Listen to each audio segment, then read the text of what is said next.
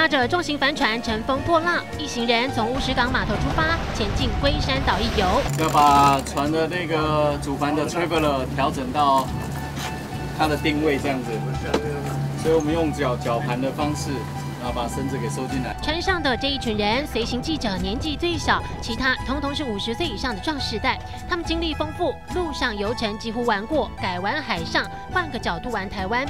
那各位看到右手边这个呢，就是龟尾的这个沙丘。那这边呢，在宜兰这边有一个传说，就叫做神龟摆尾。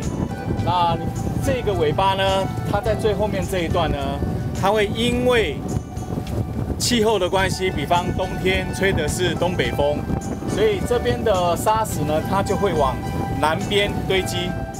那龟山岛这边因为牛奶海爆红的关系，哇，这个吸引更多的年轻人。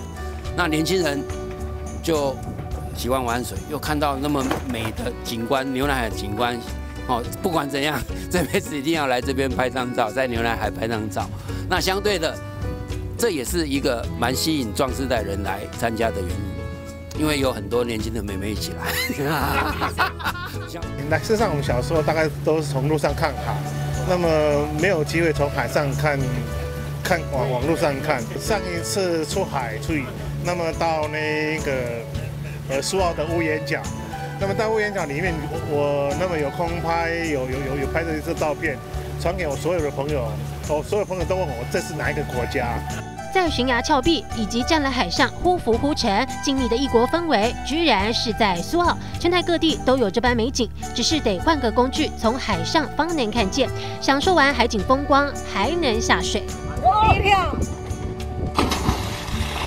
可以从船上跳水，然后玩 SUP、玩独木舟，或是潜水、浮潜，这个都可以。但是在壮世代，相对 不是说没有啦，其实像我也蛮喜欢玩这样的水，但是以大部分来讲哈，到这个年代体力稍微有点弱，再加上以前很少接触水，所以都会有一点恐惧。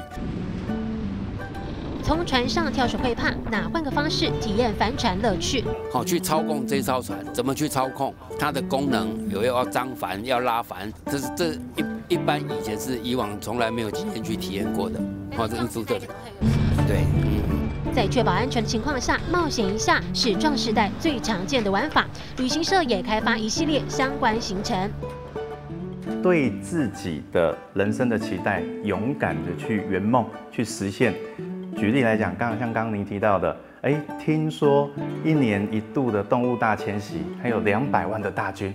在非洲的塞伦盖提马赛马拉草原，在专家的安排下，舒适中冒险，也在过程中圆梦。我们扮演的角色呢，在这一个行程里面其实比较不像传统的领队导游，比较像是你家里面、你社区里面的顾问管家。Hello, ma'am. Good afternoon. 业者安排全天候的旅游管家，看准的就是壮世代消费力道。以欧洲旅游为例，50岁以上可接受的定价范围是1天1万左右，30到50岁大约7000。亚洲最常见的日本来看，壮世代1天8000。最特别的是，他们对于线上旅游接受度高。我们线上旅游其实又细分成2个领域，一个就是完全纯听故事，那另外一个呢，就是跟传统旅游比较相近一点，是真的有画面，真的有去走。 那这个时候呢，我们用的方式是有点类似这一种这个直播新奇方式，原以为是年轻人的最爱，结果有70%都是壮世代。也许比较年轻一点的世代，他对于我刚刚提到的这些需求，他觉得这个太简单了，我只要一点点时间上网去搜寻。可是呢，在我们所谓的壮世代，他习惯上呢，在旅游这个元素实际上他还是会有一个 agent 的概念。 世代背景也影响对旅游想法。